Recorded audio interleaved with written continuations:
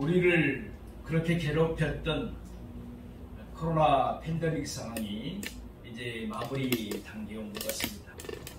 하나님께서 은혜를 베풀어 주신 것 같습니다.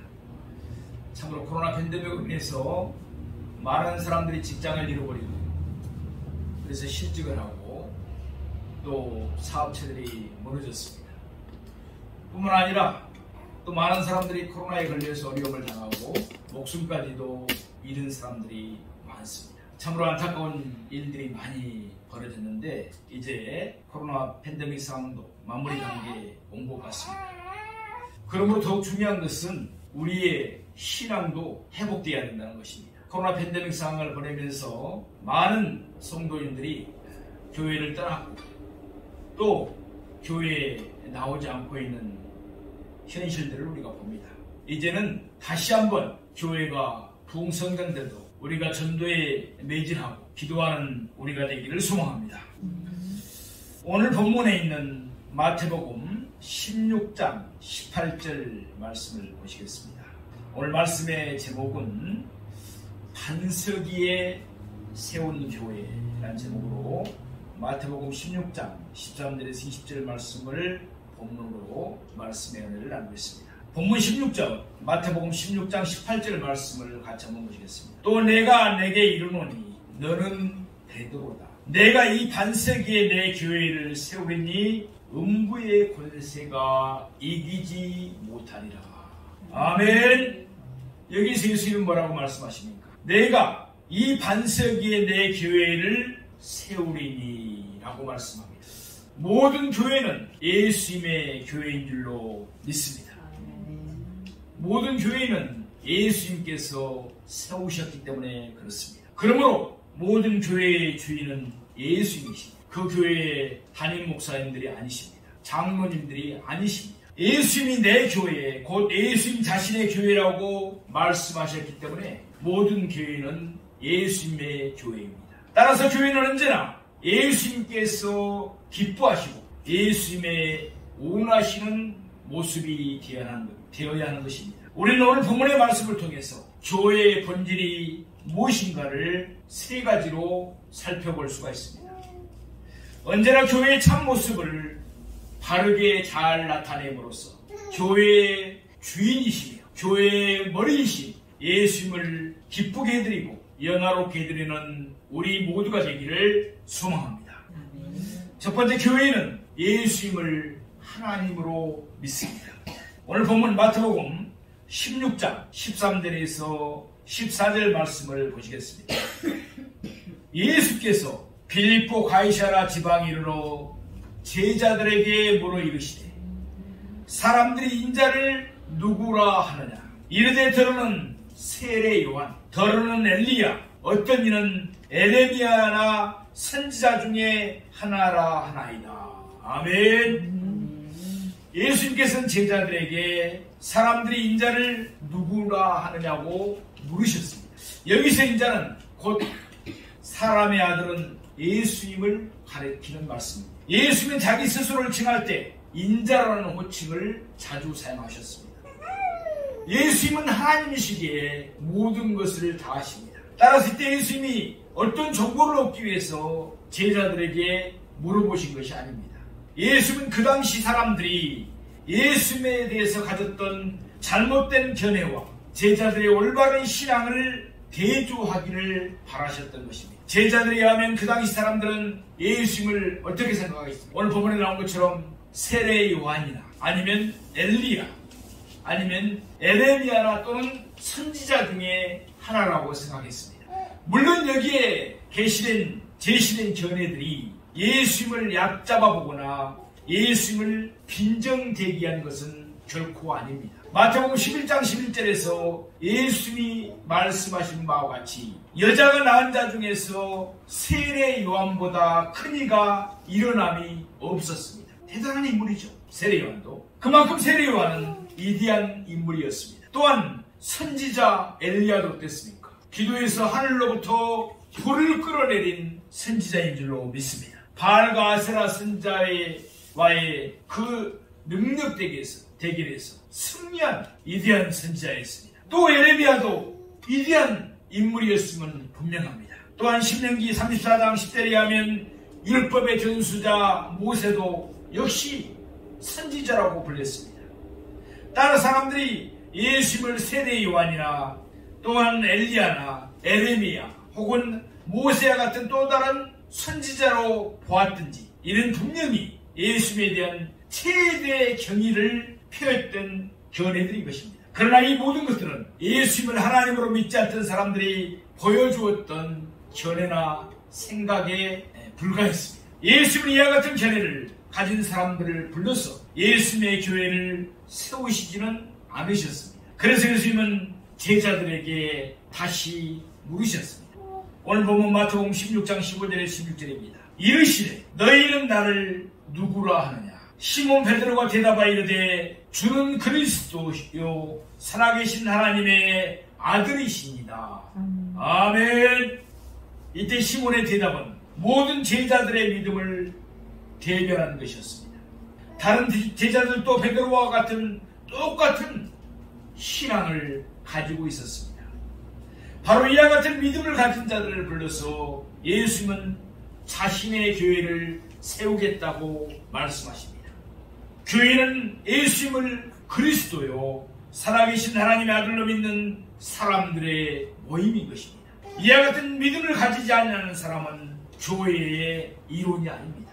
서로 예수님을 세계 4대 성인 가운데 한 사람이라고 높이더라도 그 사람은 교회의 지체가 될 수는 없습니다. 우리가 잘 아는 대로 세상 사람들은 예수님을 4대 성인 정도로 생각합니다. 4대 성인이 누굽니까?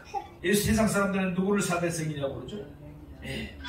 부처님, 그리고 공자, 그리고 누구예요? 우리 예수님. 아까 잠깐만 내가 했죠? 네. 그 4명을 4대 성인으로 생각합니다. 그리고 예수님도 4대 성인 중에 1명 정도밖에 생각 안 씁니다.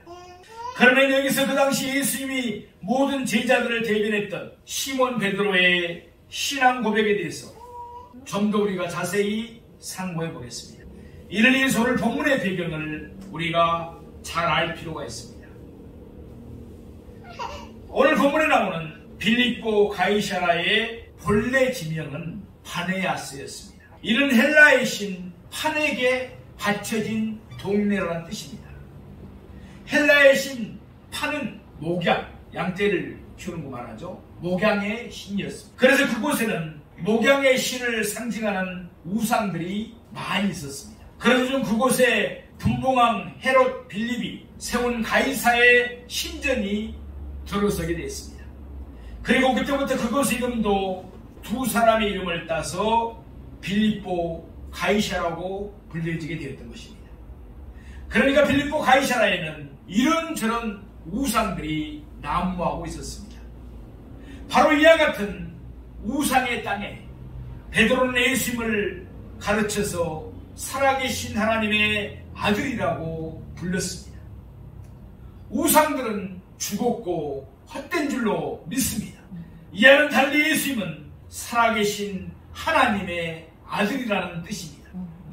그러면 살아계신 하나님의 아들이라는 의미는 무엇일까요? 예수님이 바로 살아계신 하나님의 아들이라는 것입니다. 그러면 왜 하나님이신 예수님이 육신을 입고 이 땅에 오셨을까요? 메시아, 곧 우리를 구원하실 그리스도가 되기 위해서 오신 줄로 믿습니다.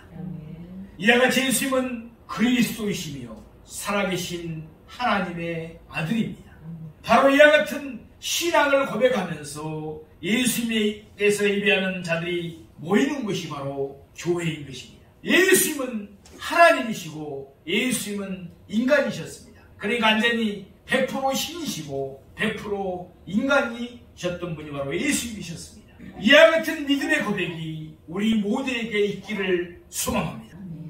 두 번째로 교회는 성경을 하나님의 말씀으로 믿습니다. 우리가 늘 가까이 두고 묵상해야 될 성경을 우리는 하나님의 말씀으로 믿습니다. 자, 마태복음 16장 11절 말씀입니다. 예수께서 대답하여 이르시되 바요나 시몬아 내가 복이 있도다. 이를 내게 알게 한 이는 혈육이 아니요 하늘에 계신 내 아버지시니라. 아멘. 베드로는 예수님이 누구이신 줄 바르게 알았습니다.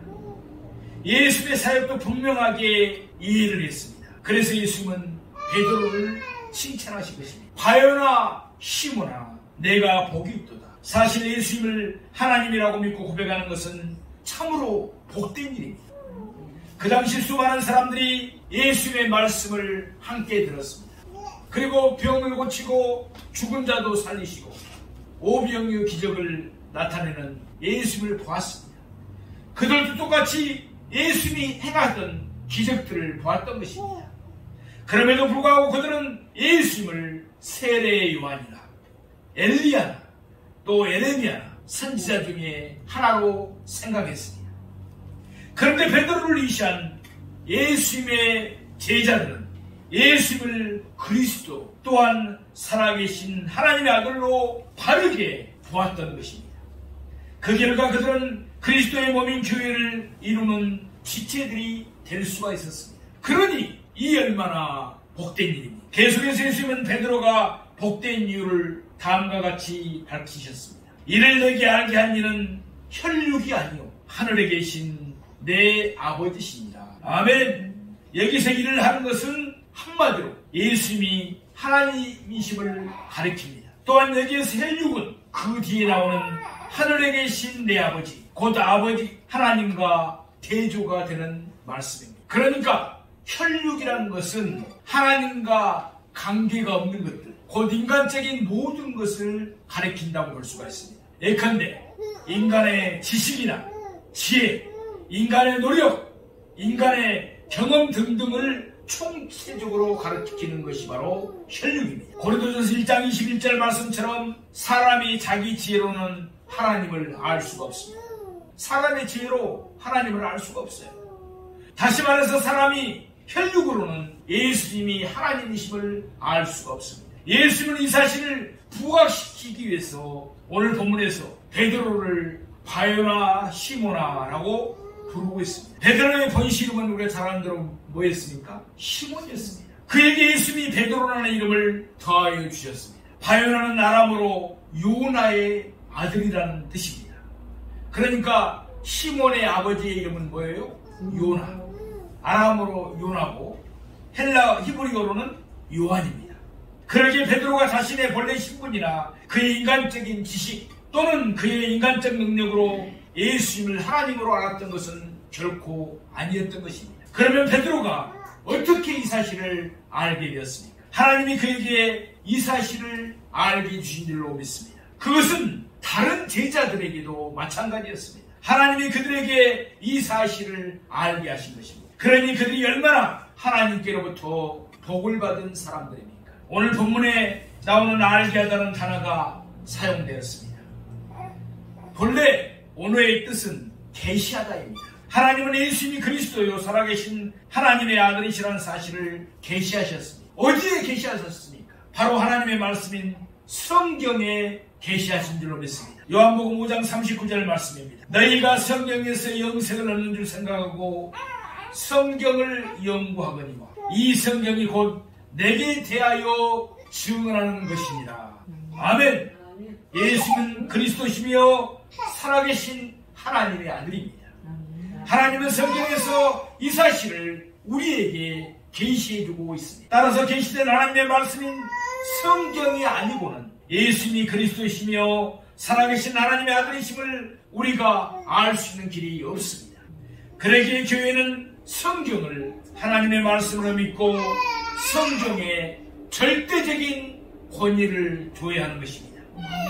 우리 마태복음 16장 18절 말씀을 보시겠습니다. 또 내가 내게 이르노니 너는 베드로라 내가 이 반석 위에 내 교회를 세우리니 음부의 권세가 이기지 못하리라.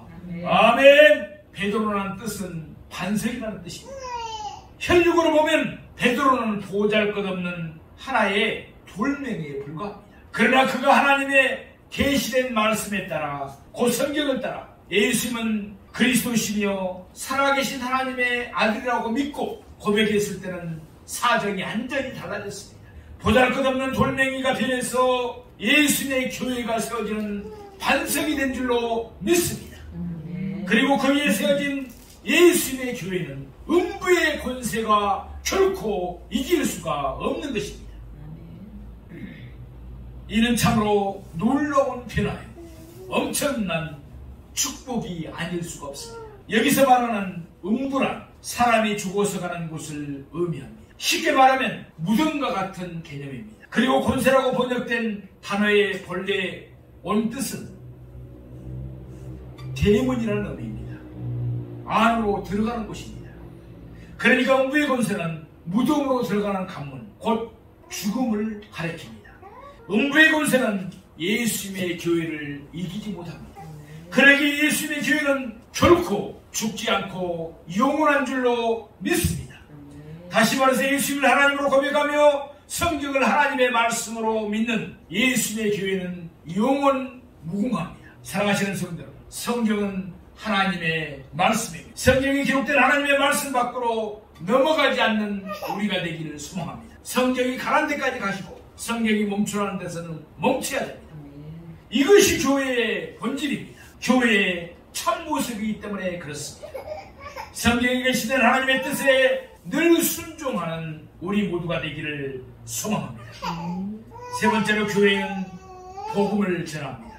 우리 마태복음 16장 19절 말씀을 보시겠습니다. 내가 천국 열쇠를 내게 주리니 내가 땅에서 무엇이든지 매면 하늘에서도 매일 것이요 내가 땅에서 무엇이든지 풀면 하늘에서도 풀리리라 하시고.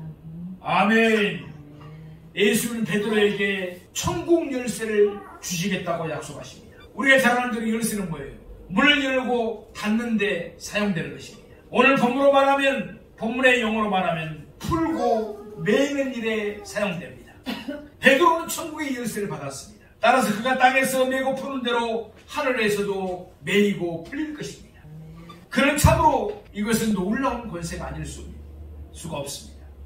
물론 이와 같은 권세는 베드로에게만 주어진 것이 아니고 모든 제자들에게도 주어졌습니다. 그러기에 마태복음 18장 11절에서 18절 말씀을 보면 똑같은 권세가 교회 전체에게 동일하게 주어졌음을 우리가 알 수 있습니다. 우리에게도 천국 열쇠가 주어졌다는 것입니다.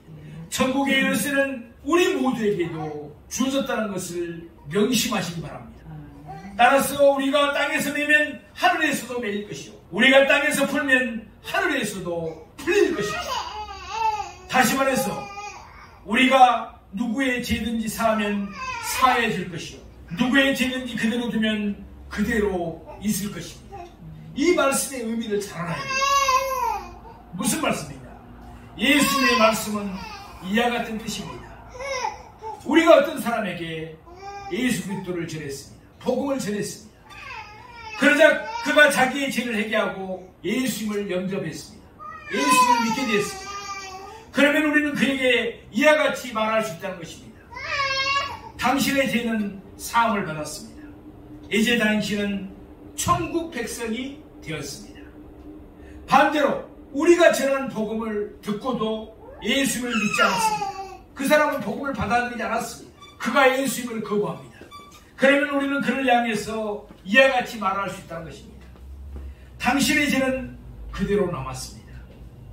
당신은 아직도 천국 백성이 되지 못했습니다. 우리가 이와 같이 말할 수 있는 근거가 무엇입니까? 누구든지 예수를 믿지 않고서는 구원을 받을 수가 없기 때문에 그렇습니다. 이와 같은 사실이 하나님의 말씀인 성경에 분명히 계시되어 있습니다. 아울러 예수님이 우리에게 천국의 열쇠를 주었기 때문입니다. 그러면 왜 예수님이 우리에게 천국의 열쇠를 주셨습니까? 세상 사람들에게 그것을 뽐내라고 주신 것이 아닙니다. 만민에게 복음을 전해서 그들을 천국으로 인도하라고 주신 줄로 믿습니다.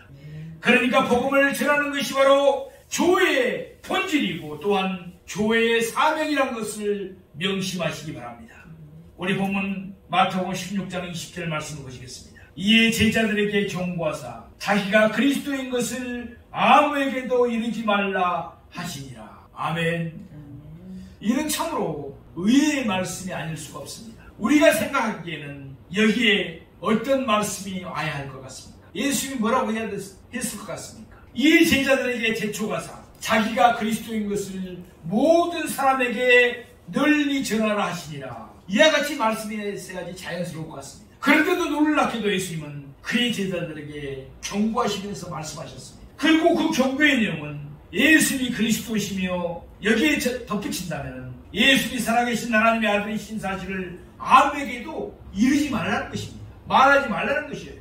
그 이유가 무엇이었습니까? 지금 예수님과 그의 제자들은 사람들을 피해서 어디에 가 있습니까? 빌립보 가이사랴에 오셨습니다. 사람들이 예수님을 억지로 붙들어 임금으로 삼으시려 했기 때문에 그렇습니다. 예수님을 임금으로 삼으려 했습니다. 사람들은 예수님이 자신들의 배고픔을 해결해 주시고 로마의 억압에서 해방되게 해주시기를 바랬던 것입니다. 따라서 지금 제자들이 나와서 예수님은 그리스도며 살아계신 하나님의 아들이시라는 사실을 세상에 널리 전하면 어떻게 되겠습니까? 사람들은 우르르 그곳으로 몰려와서 예수님을 억지로 붙들어 자기들의 임금 삼으려고 할 것입니다. 그러나 예수님이 이 땅에 오신 목적은 그것이 아니었습니다. 예수님은 우리를 구원하시기 위해서 이 땅에 오신 줄로 믿습니다. 예수님은 우리를 위해서 십자가에 달려 죽이시기 위해서 이 땅에 오신 것입니다. 예수님은 오늘 본문의 말씀을 통하여 다시 한번 이 사실을 밝히셨던 것입니다. 로마서 14장 17절 말씀처럼 하나님의 나라는 먹고 마시는 데 있지 않습니다. 오직 성령 안에 있는 의와 평강과 희락입니다. 무슨 말씀이에요? 예수님을 믿어 의롭다 함을 얻고 하나님과 화평을 누리고 구원의 희락을 누리는 영적 나라가 바로 하나님의 나라인 줄로 믿습니다. 교회도 마찬가지입니다. 교회의 본질은 먹고 마시는 것이 아닙니다. 교회의 본질은 복음을 전하며 잃어버린 자를 구원하시는 것입니다. 그것이 바로 교회의 목적입니다. 그러므로 교회는 언제나 영적인 일에 힘써야 될 줄로 믿습니다.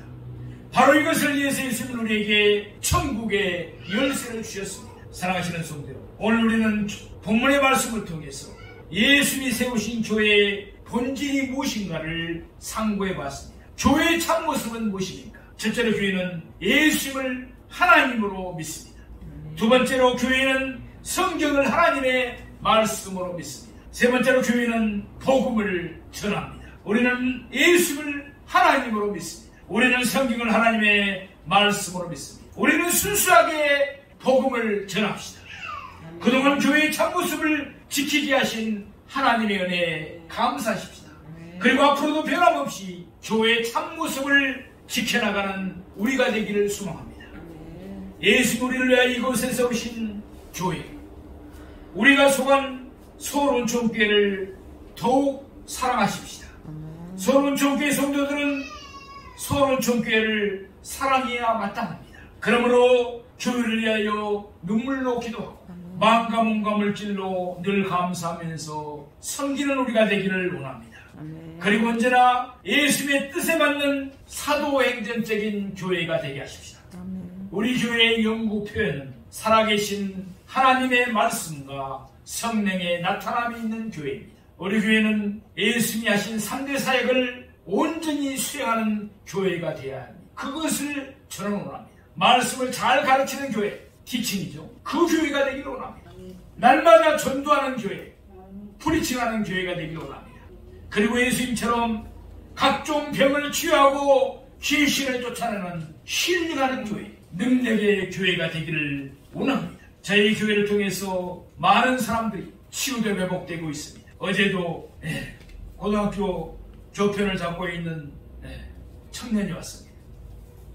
20년간 강박증, 강박장애, 우울증 이런 정신적인 고통에 시달리는 청년, 병원 치유 받아받을 만큼 받아봤고 여러 가지 세상적인 방법의 치료를 받아봤지만 치유가 일어나지 않는 것입니다. 하나님 은혜로 우리 교회를 알게 됐습니다. 하나님께서 치유하고 계십니다. 저는 그 청년이 깨끗이 치유되고 회복될 것을 믿습니다. 안수를 하는데 기침으로 가래로 악한 것들이 다 떠나가고 있습니다. 네, 세상적으로 치유되지 않는 질병, 하나님의 교회는, 소론총 교회는 치유하는 교회가 되어야 될 줄로 믿습니다. 그래서 하나님이 원하시는 교회, 주님이 사랑하는 교회, 칭찬받는 소론총 교회, 우리 교회가 되기를 소망합니다. 교회의 주인이신 예수님을 기쁘게 해드리는 교회가 되기를 원합니다. 날로 구원의 역사를 더해서 구원받는 사람이 갈수록 늘어나는 풍성당하는 교회가 되기를 교회의 머리이신 우리 주 예수 그리스도 이름으로 축원드립니다. 아멘. 기도하겠습니다. 사랑과 은혜가 풍성하신 아버지 하나님,